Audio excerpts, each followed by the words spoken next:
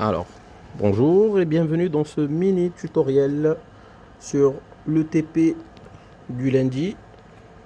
Donc, nouveau chapitre transfert thermique. Donc, pour vous présenter un petit peu la liste du matériel dont on aura besoin d'une éprouvette graduée de 150 ml pour mesurer un certain volume d'eau que je vais vous préciser. On aura besoin d'un thermomètre électronique pour vérifier ou mesurer la température de l'eau que l'on va insérer dans un calorimètre. Ok. Le calorimètre, il est pourvu d'une résistance chauffante. Donc, si j'enlève ça, vous avez la fameuse résistance chauffante. Elle va transformer par effet Joule, on va dire, l'énergie électrique qui sera transférée par le fameux générateur, donc un générateur de courant continu. Et je vous préciserai bien sûr la valeur de tension qu'il faudra utiliser pour cette manipulation. Ensuite, on aura besoin de deux multimètres, donc forcément un voltmètre, un ampèremètre. Bon, ça dépend, ça c'est juste des multimètres. Il faudra les brancher.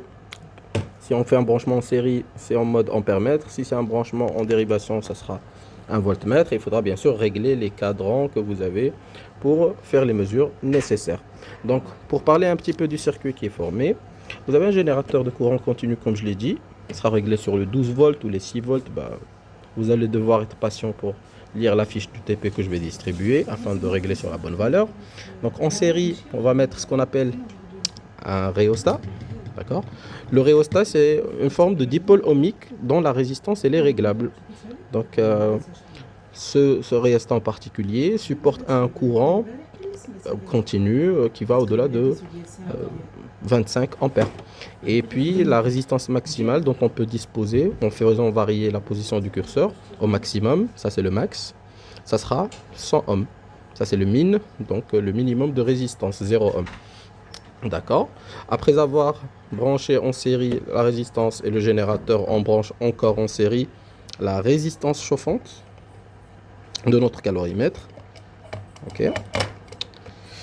Bien sûr, j'ai oublié de dire que le calorimètre est pourvu d'un agitateur. Pourquoi? Parce qu'il faudra mélanger tout au long de l'expérience pour homogénéiser, on va dire, la température du mélange. Une température qui sera captée par une sonde thermométrique reliée à un thermomètre électronique. Ok.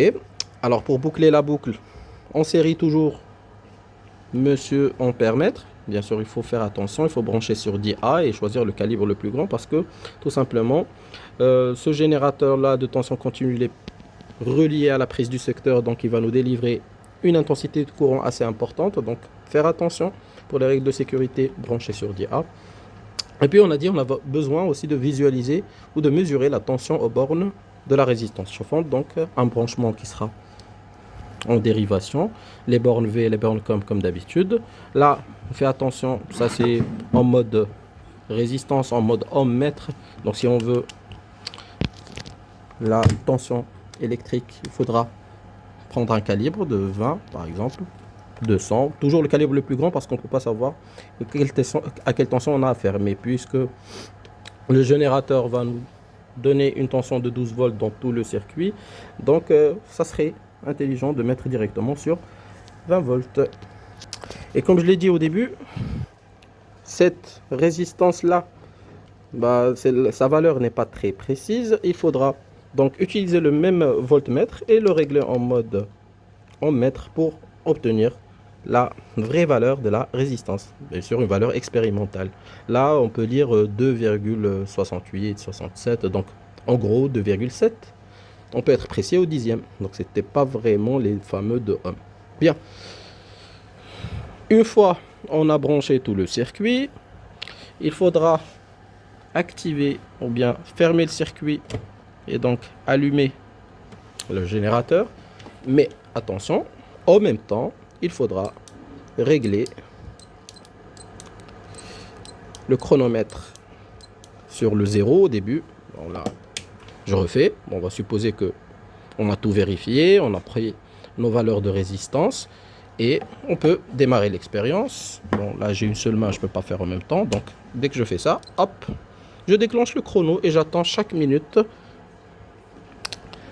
Pendant chaque minute, j'essaie de relever et la valeur de la température, la valeur de la tension électrique et aussi la valeur de l'intensité du courant qui traverse la résistance chauffante. Et faites très attention, il faudra pratiquement mélanger chaque 20 secondes afin de voir la température du mélange évoluer. Voilà, merci à vous.